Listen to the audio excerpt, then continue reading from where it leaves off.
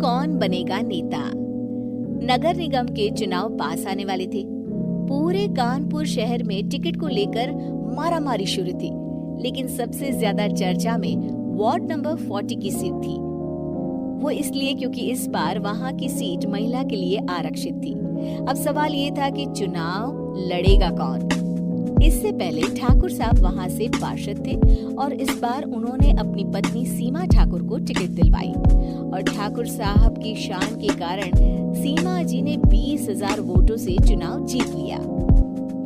अरे बधाई हो सीमा भाभी, अब तो आप वार्ड की पार्षद बन गई हैं।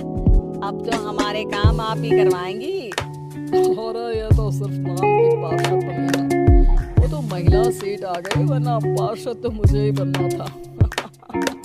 अब भले ही चेहरा इसका होगा, लेकिन पावर तो मेरी ही होगी।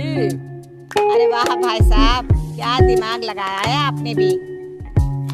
आइए आप लोग, खाना लगा दिया है सबके लिए। सीमा जी पार्षद बन चुकी थी, फिर भी उनकी एक ना चलती। सारे काम ठाकुर साहब खुद ही संभाल लेते और जहाँ जरूरत पड़ती वहाँ सीमा जी का अंगूठा लगवा लेते। सीमा जी ज्यादा पढ़ी लिखी भी नहीं थी। एक दिन ठाकुर साहब और सीमा एक प्रोग्राम में जाते हैं। अरे ठाकुर साहब आप आ गए। ओहो, पार्षद मैडम भी आ गई है। स्वागत है आप दोनों का। लगता है हमारे पार्षद फंड का सही इस्तेमाल हो रहा है। चलिए अब उद्घाटन करते हैं। ये लीजिए ठाकुर साहब कैची, आप ही सबसे पहले प्रवेश कीजिए। सब लोग आगे निकल जाते हैं और सीमा जी पार्षद होने के बावजूद भी पीछे खड़ी रह जाती है।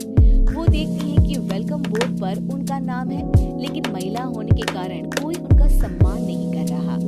अगले दिन एक आदमी उनके घर आता है। अरे ठाकुर साहब नमस्कार। कल ना हम नोटिस किए कि हमारा घर तो अवैध है और नगर निगम वाले उसे तोड़ने आ रहे हैं। अरे कुछ कीजिए ना ठाकुर साहब।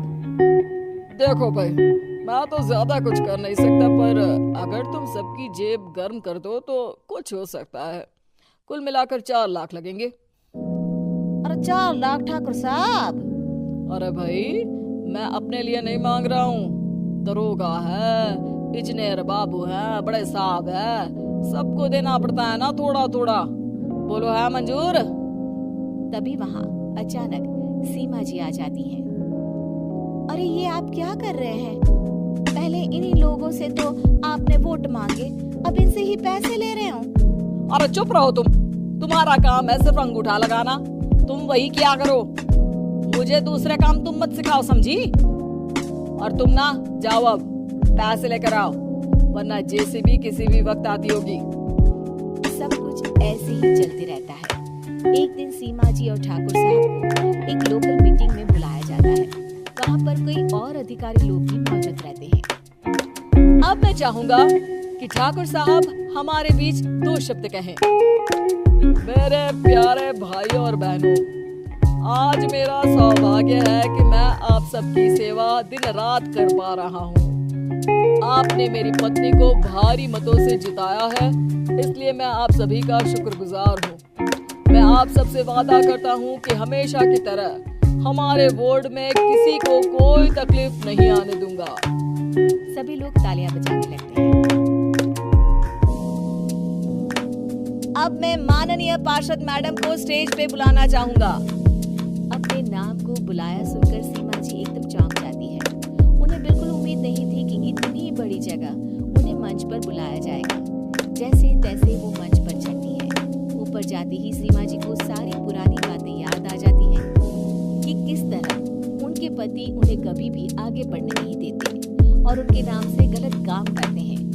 वो बोलने लगती है, मैं आपके वार्ड की पार्षद सीमा हूँ।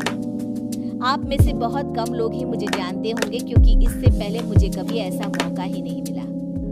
सारे मौके मेरे पार्षद पति यानी आपके ठाकुर साहब ही लेते रहे, लेकिन आज ये मौका मुझे मिला है तो मैं इसे ऐसे ही नहीं जाने दूंगी। मैं आपको ये बताना चाहती हूँ कि आपके ठाकुर साहब मेरे नाम की आड़ में गैर कानूनी काम करते हैं, जिस पर अंगूठों के निशान मेरे होते थे। इसीलिए मैं अपनी गलती मानती हूँ और आज अपने पद से इस्तीफा देती हूँ, ताकि आगे से कोई गलत काम ना हो पाए। अब फैसला आप सबके हाथ में है कि आप हमें क्या सजा देना चाहते हैं। सीमा जी की बातें सुनकर ठाकुर साहब के चेहरे का रंग उड़ जाता है और वो शर्म से मुंह नीचा करके वहां से चले जाते हैं और पद से इस्तीफा देकर ही सही सीमा जी अपने आप में आत्मविश्वास महसूस करती हैं।